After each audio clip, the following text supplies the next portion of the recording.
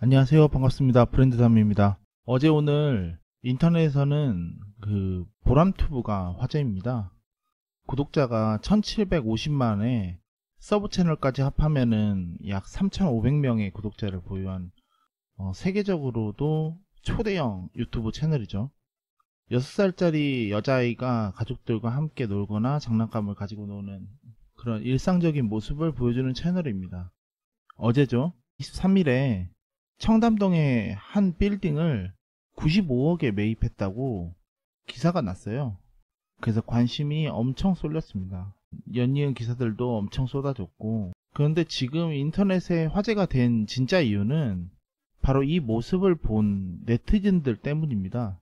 배들이 정말 많이 아픈가 봐요. 여러 커뮤니티나 댓글란들 보면 이거는 좌우를 가릴 것 없이 그냥 인생 무상을 논하고 있습니다.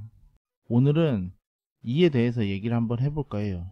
보통 다른 사람들이 돈을 벌면 배가 아프죠.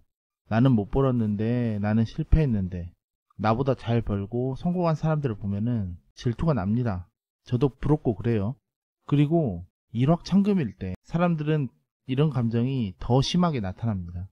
스포츠 선수나 연예인 이런 사람들을 보면은 그런 것 같아요. 새벽같이 일어나서 몇백만원 받는 직장인이나 자영업 하시는 분들, 이런 사람들은 현타가 오시겠죠. 아마 상당하실 겁니다. 이런 분들은 나는 어떤 자본이나 미래에 대한 리스크를 안고 살고 있고, 하이리스크 하이리턴이 자본주의에서 당연한 걸로 믿고 살아가고 있었죠. 그런데 보람튜브는 그냥 리스크가 없어 보여요. 별다른 리스크 없이 그냥 하이 리턴을 맞으니까, 그것도 초 하이 리턴을 맞는 것을 보고 상실감이 매우 컸을 거라고 저는 생각합니다. 그런데 우리 한번 생각해 봅시다. 보람튜브가 정말 리스크 없이 노력 없이 이런 초대형 유튜버로 이 자리까지 왔겠습니까? 아니죠. 당연히 그렇지 않아요. 상당한 노력에 따른 결과를 얻었습니다, 이 사람들은. 그런데 왜 네티즌들은 질투를 하느냐? 같은 노력이라고 치부하죠. 나도 노력했고 너도 노력했어. 근데 나는 못 벌고 너는 성공했단 말이야. 여기서 오는 충격과 괴리감이 엄청났을 겁니다. 이런 게 전부 다 질투로 나타나는 거죠. 그럼 왜 이런 현상이 발생된 걸까요? 바로 내 노력을 과대 해석하거나 아니면 상대방의 노력을 깎아내리려고 하는 것입니다, 이게. 나의 실수를 인정하고 싶지 않은 심리도 있을 수 있는데, 이 실수에는 다른 성공의 길이 있을 수 있잖아요. 근데 그걸 내가 몰랐어. 이런 것도 포함이 되는 거예요. 그러니까 돈 버는 길은 여러 가지가 있고 유튜브도 그 중에 하나겠죠. 근데 내가 유튜브를 몰랐어. 그럼 모른 건 자신의 책임이잖아요. 근데 유튜브를 통해서 성공한 사람들을 봤을 때 그가 어떤 노력을 했는지 우린 몰라. 그럼 모르면 존중해 주는 게 아니고 일단 폄하하고 인정을 하지 않는 거죠. 옛날 사고를 가지고 살고 있고 시시각각 바뀌어 환경이. 근데 그 환경에 적응하지 못해. 이런 사람들이 이 환경 자체를 부정하는 꼴입니다. 세상은 우리가 생각하는 것보다 훨씬 빨리 바뀌어요. 댓글 한번 보시겠습니다. 편하게 돈 번답니다. 편하게 돈 번대요. 세무조사는 도대체 왜 해야 되는지 모르겠습니다.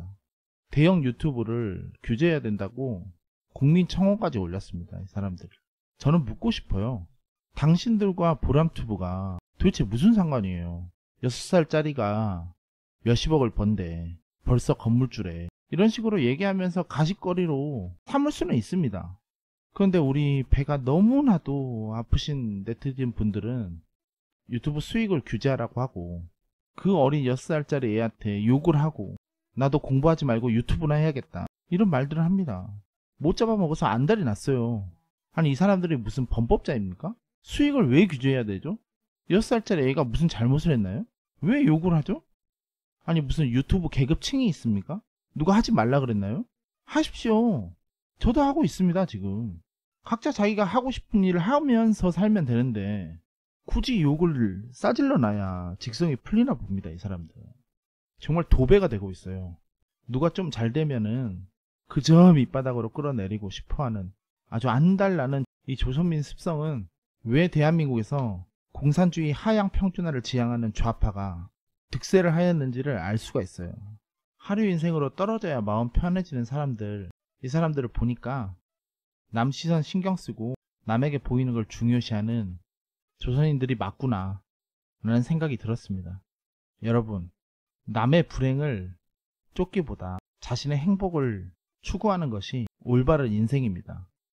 남이 불행했다고 해서 내가 진정으로 행복해지는 건 아니기 때문이에요. 감사합니다.